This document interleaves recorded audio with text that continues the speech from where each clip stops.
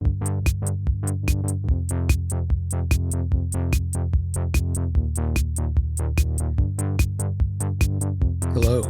and welcome to A Bold and Distant Future. Today is a day we're going to sort of review what happened over the weekend in terms of the protests that happened around the country. And a couple of things are very evident. The emergency is here. This was one of my favorite posters that I saw someone carrying at the protest. The emergency is here. Yeah, it's time now to wake up. If you haven't, wake up now. A couple of other things. To my knowledge, all of the protests that happened throughout the nation were peaceful. There were no incidents of violence, destruction. These are peaceful protests that are happening. And to call people who dissent and protest and let their voice be heard, to call these people terrorists,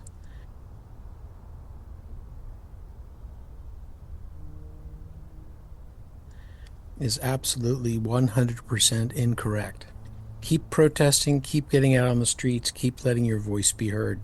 So we're talking about the next day of action, April 19th, which happened the day before Easter. And I think the very fact that many people came out and demonstrated their patriotism by marching in the streets says a lot and speaks volumes about how committed people are. This happened. Let's not forget that April 18th, the day before, was the 250th anniversary of the Midnight Ride of Paul Revere. Kind of a fitting anniversary to happen right at this time. 250 years since Paul Revere talked about tyranny at our front door. And it looks like tyranny is at our door again. Good reminder to us true patriots out there on the streets of what we're fighting against. Of course, it's been commercialized. As you can tell, this is a Roy-only show today, so you're going to have to listen to me, but hey, things go quicker when it's Roy-only. So there's that. Here are the top 10 or so states, red states in the United States of America. Wyoming being the most red state, West Virginia, North Dakota, Idaho, Oklahoma, Alabama, Kentucky, Arkansas, and Tennessee. These are the most red states. Call them Trump country, call them what you will. So I was very interested to see how many people came out to protest Donald Trump and his administration in these states. We'll look at some of the other states too, but these are the ones that I was kind of most curious about. And yes, nobody paid us to be here. We all hate you for free. I thought that was a great sign. The signs that people make, the handmade expressions of their aggravation, their dissent, their declarations of independence against this horrific thing that's happening in our government, were very refreshing.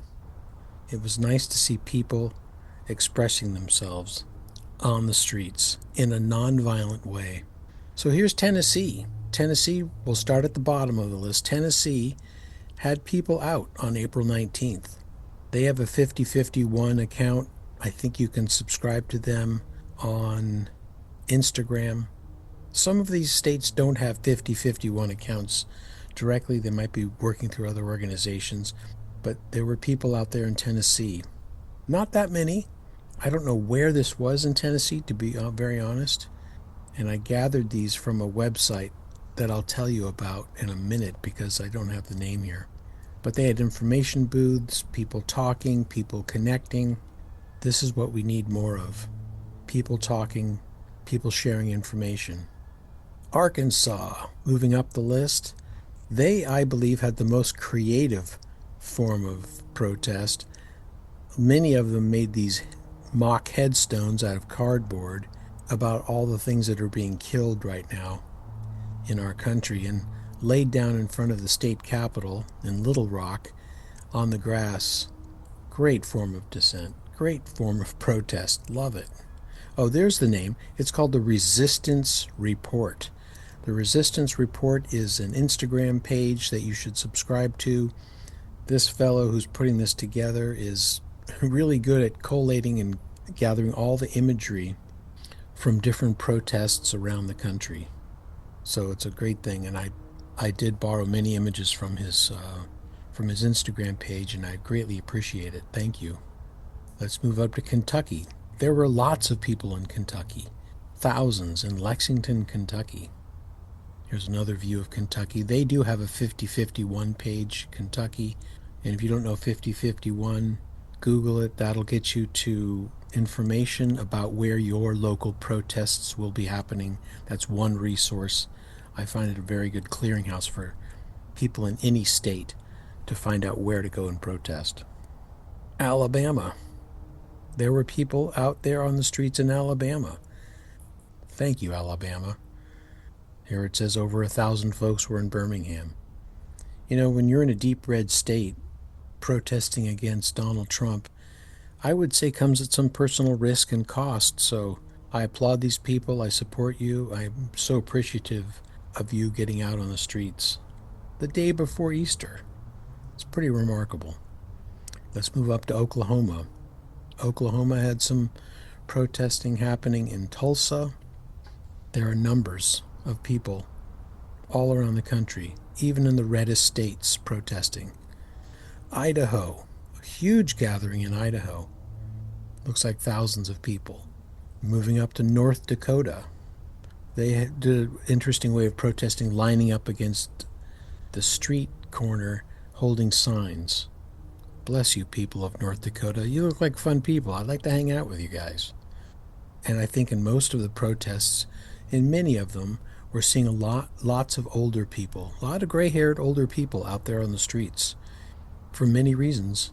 I would say some of them are worried about Social Security, Medicaid, Medicare. West Virginia.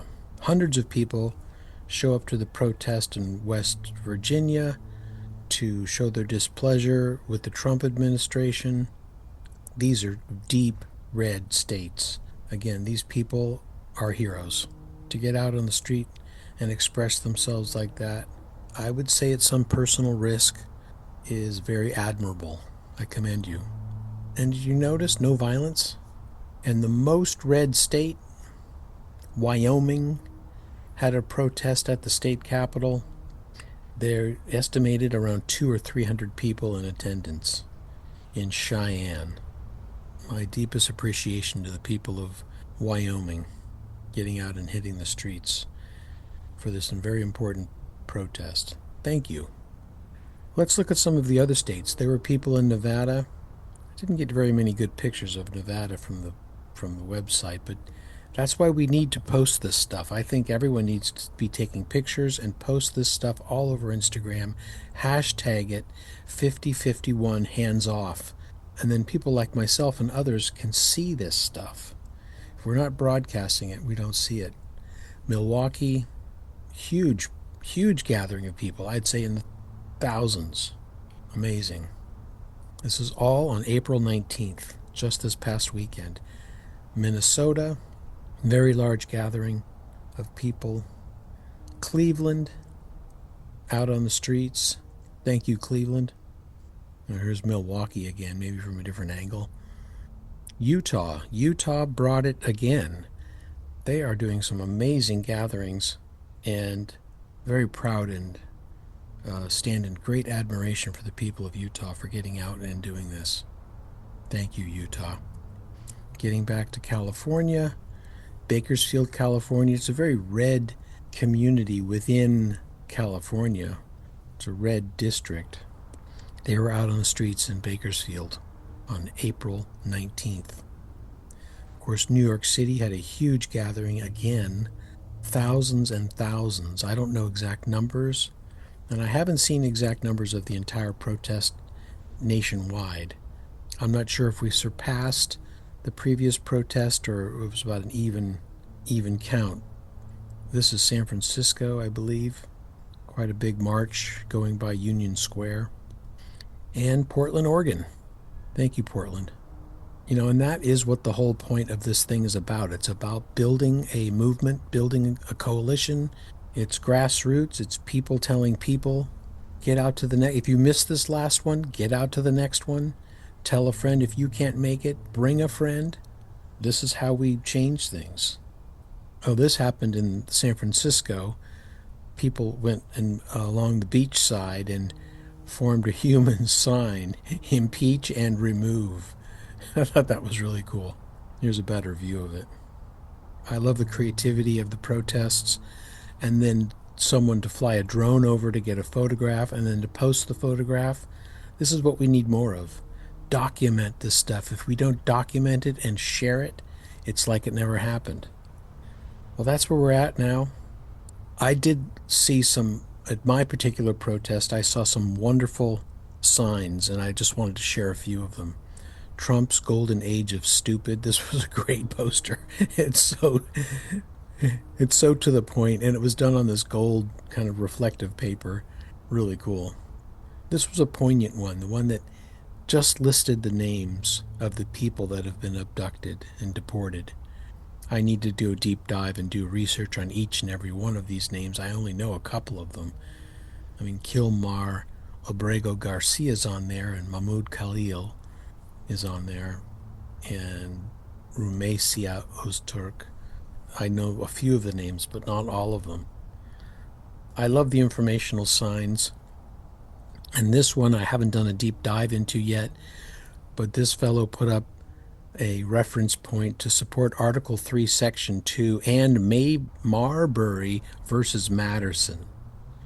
I haven't done any deep research into these yet, but I need to. I do believe the legal system and the courts are one of the things that are going to help us here. So to become more connected and focused on what's happening in the courts and the legal system, very important right now at this time. And just the poignant no king sign. That's not what America's about. We're not about king. We're not a kingdom. We're a democratic republic. Thank you for listening today, and next time we'll be back with more looks into the news of the day. This is Roy saying thank you for watching us here and listening to us here at A Bold and Distant Future. Go out and make some noise, everyone.